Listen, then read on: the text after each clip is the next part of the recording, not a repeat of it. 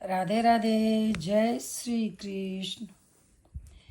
इस बार की दीपावली में अयोध्या को देखकर वही भाव उमड़ आया जो कभी सबरी के आश्रम में श्री राम को देखकर सबरी के हृदय में उमड़ा था। इस जन्म में अयोध्या की भव्यता देखकर निःशब्द हूँ।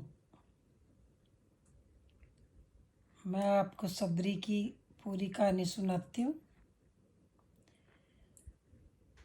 सबरी को आश्रम सौंपकर महर्षि मतंग जब देवलोक जाने लगे तब सबरी भी साथ जाने की जिद करने लगी। सबरी की उम्र 10 वर्ष थी। वो महर्षि मतंग का हाथ पकड़कर रोने लगी। महर्षि सबरी को रोते देखकर व्याकुल हो उठे और सबरी को समझाया, पुत्री, इस आश्रम में भगवान आएंगे, यहाँ प्रतीक्षा करो। अबोध सबरी इतना अवश्य जानती थी कि गुरु का वाक्य सत्य हो कर रहेगा। उसने फिर पूछा, कब आएंगे? महर्षि मतंग त्रिकालदर्शी थे। वे भूत भविष्य सब जानते थे। वे महर्षि थे। महर्षि सबरी के आगे घुटनों के बल बैठ गए। सबरी को नमन किया। आसपास उपस्थित सभी ऋषिगण असमंजस में डूब गए। ये उलट कैसे हुआ? गुरु यहाँ शिष्य को नमन करे, ये कैसे हुआ? महर्षि के तेज के आगे कोई बोल न सका। महर्षि मतंग बोले, पुत्री, अभी उनका जन्म नहीं हुआ। अभी दशरथ जी का ही लगन नहीं हुआ।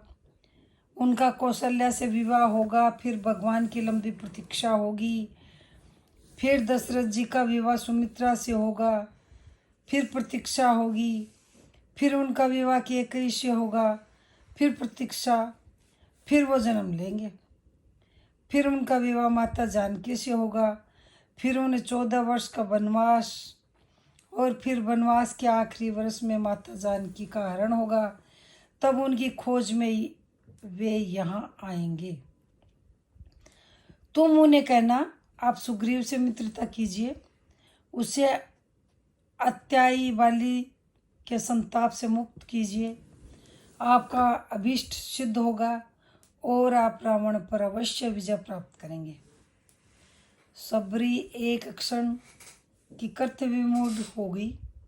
अबोध सबरी इतनी लंबी प्रतीक्षा के समय को माप भी नहीं पाई। वह फिर अधीर होकर पूछने लगी, इतनी लंबी प्रतीक्षा कैसे पूरी होगी गुरुदेव? महर्षि मतंग बोले, वे ईश्वर हैं, अवश्य ही आएंगे। यह भावी निश्चित है, लेकिन यदि उनकी इच्छा हुई तो काल दर्शन के इस विज्ञान को परे रख कर वे कभी भी आ सकते हैं, लेकिन आएंगे अवश्य। जन्म मरण से परे उन्हें जब जरूरत हुई तो प्रहलाद के लिए खंबे से भी निकल कर आए थे। इसलिए प्रतीक्षा करना, वे कभी भी आ सकते हैं। तीनों काल तुम्हारे गुरु के रूप में तुम्हें याद रखेंगे। शायद यही मेरे तप का फल है। सबरी गुरु के आदेश को मान वहीं आश्रम में रुक गई। उसे हर दिन प्रभु श्री राम की प्रतीक्षा रहती थी। वह जानती थी समय का चक्र उनकी उंगली पर नाचता है। वे कभी भी आ सकते हैं। हर रोज रास्ते में फूल बिछाती, हर क्षण प्रतीक्षा करती, कभी भी आ सकते हैं। हर तरफ फूल बिछाकर हर क्षण प्रतीक्षा। सबरी बुढ़ी हो गई, लेकिन प्रतीक्षा उसी अबोध चित्त से करती रही। और एक दिन उसने बिछाए फूलों पर प्रभु श्री राम के चरण पड़े। सबरी का कंठ अवरुद्ध हो गया, आंखों में अश्रुओं की धारा फूट पड़ी। गुरु का कथन सत्य हुआ, भगवान उसके घर आ गए।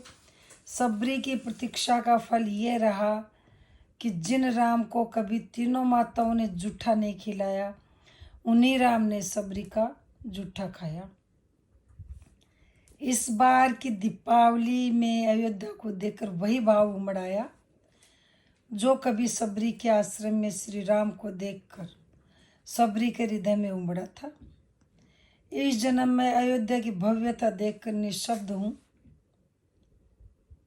किसका धन्यवाद करूँ, मोदी जी का, सुप्रीम कोर्ट का, या जागृत तो होते हिंदुत्व का, या उन लाखों कार सेवकों का, अथवा उनका जो इस भव्यता के लिए खुद को आहुति कर गए। जय श्री राम। यदि मेरा वीडियो आपको अच्छा लगे